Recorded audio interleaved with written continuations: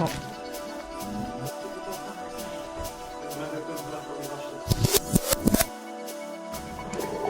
guys, I'm glad to see you here. In today's episode we're gonna visit Stockholm with my younger brother Andrzej and my friend Adrian. They are one of my favorite travel buddies. I just love flying with them, they are so positive and easygoing. We've been together to Ukraine, Japan, Taiwan, Malaysia and Singapore. We started our trip to Stockholm with an unpleasant surprise. It seems that when flying with budget airlines, you gotta do the check-in up to 3 hours before the flight or, well, you'll have to pay for it. So we paid a fee that was basically equal to the price of our tickets to Stockholm. Awesome. I just love flying with Wizz Air.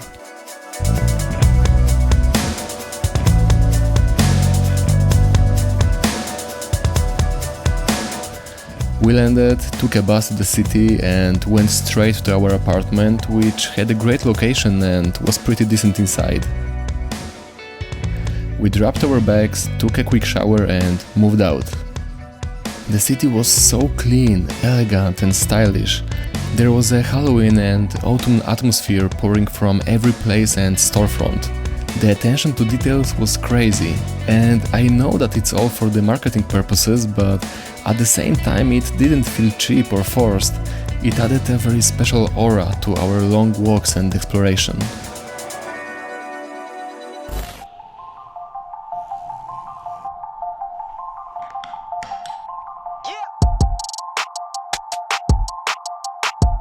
We didn't have a strict agenda for this trip, as we love to just wander around and explore.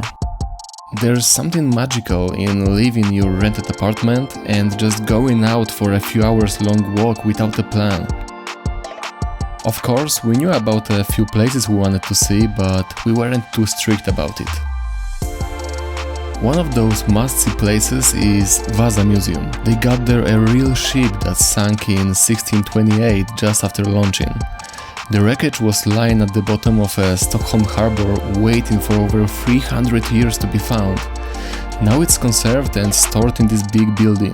When I first saw it, my jaw literally dropped. The ship's monumental and you get to see it in detail from every possible angle.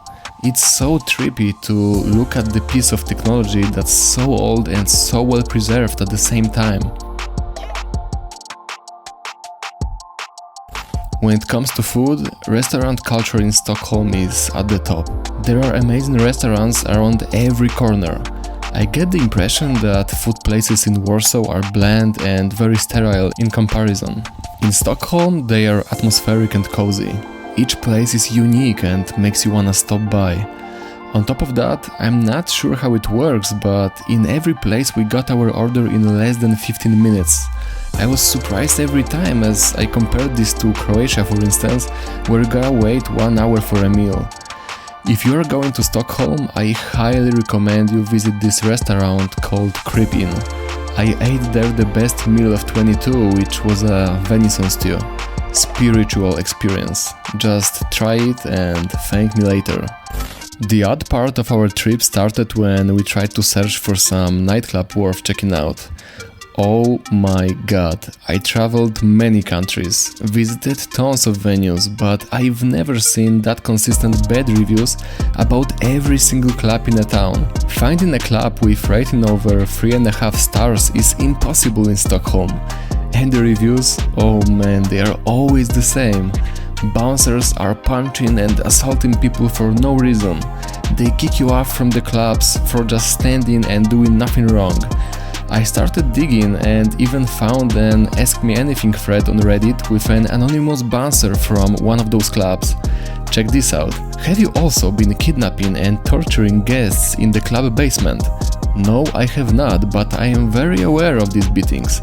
We were like, what the actual fuck is going on here?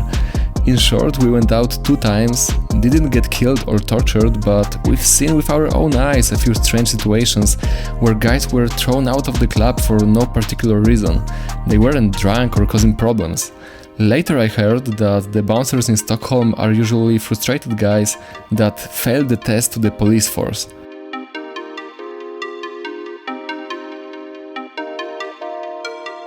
wanted to shoot more of the drone footage on the second day, but it suddenly stopped working. It came out that the humidity in the air caused the problem, and when I tried to turn it on later in some cafe, it just worked, but it was too late as it was getting dark already. Right now I got only a few days left until my Japan adventure. I still have unfinished work, projects and untangled personal problems. Objectively, it's not the best time for me to unplug for the whole month, but I noticed that the older you get, the less time you have.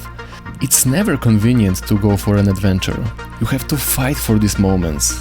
There are always gonna be problems to solve, work to be done and alternative costs of every decision.